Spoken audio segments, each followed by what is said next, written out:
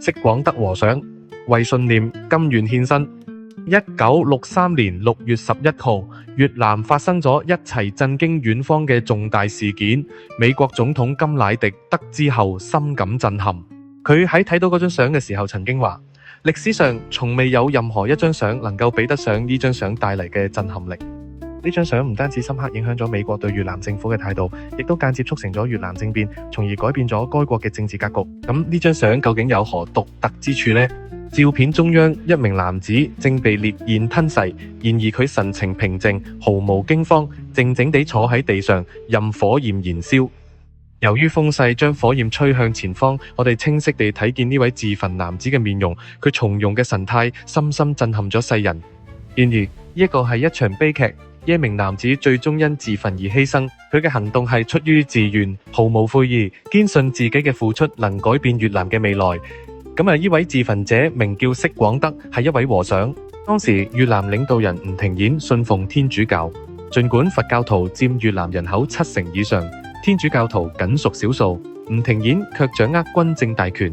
對佛教徒實施迫害。民眾雖心生不滿，卻不敢發聲。釋廣德和尚目睹局勢日益惡化，深知作為出家人若選擇沉默，將辜負所信奉嘅宗教信仰。於是1963年6月11號佢同另外2位和尚乘坐私家車嚟到西貢市區一處繁忙嘅十字路口，喺路中央鋪設坐墊，釋廣德端坐其上，另一位和尚則將5加侖汽油澆灑喺佢身上。釋廣德一邊轉動念珠，一邊誦念南無阿彌陀佛，並留低遺言：喺我離世之前，懇請總統以慈悲之心對待國民，承諾宗教平等，唯有如此，國家方能長久繁榮。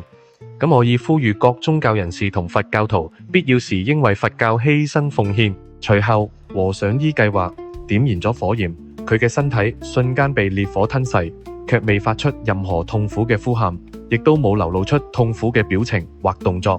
旁邊嘅警察試圖阻止，但係隨即被其他和尚制止。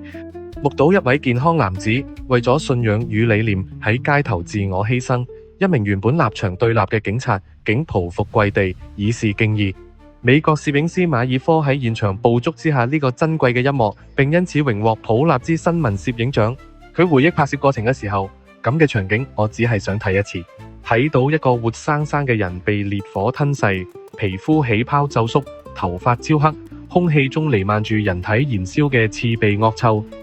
我從未諗過人體竟如此易燃啊！越南民眾聚集哭泣，而我被眼前嘅景象震懾得無法流淚，頭腦一片混亂，甚至無法繼續採訪同記錄，因為震撼實在太深刻。相信大家睇到呢張相嘅時候，都係感受到當時現場嘅震撼。一位和尚為咗信念甘願犧牲，用寶貴嘅生命喚醒同道，並以和平嘅方式向敵人發出最後嘅呼喊。呢種行為雖然帶有無力感，卻成功引起咗廣泛嘅共鳴。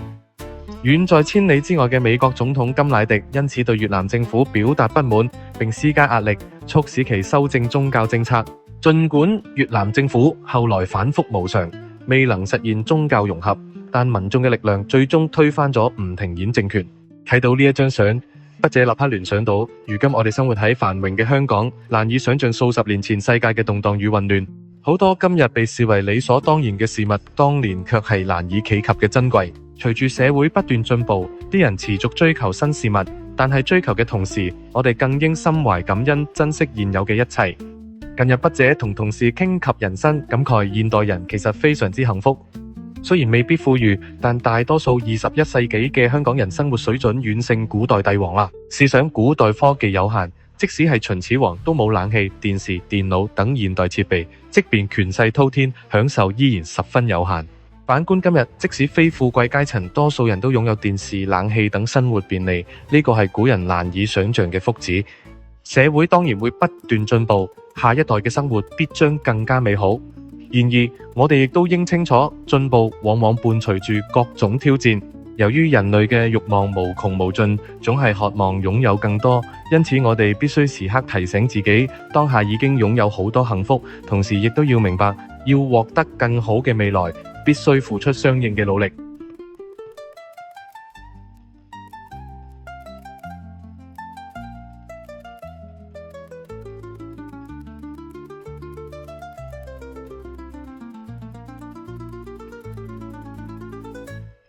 嗱，呢張相正好提醒我哋，歷史上曾經有咁樣一位犧牲小我、成就大我嘅英雄，佢嘅故事值得我哋深入了解，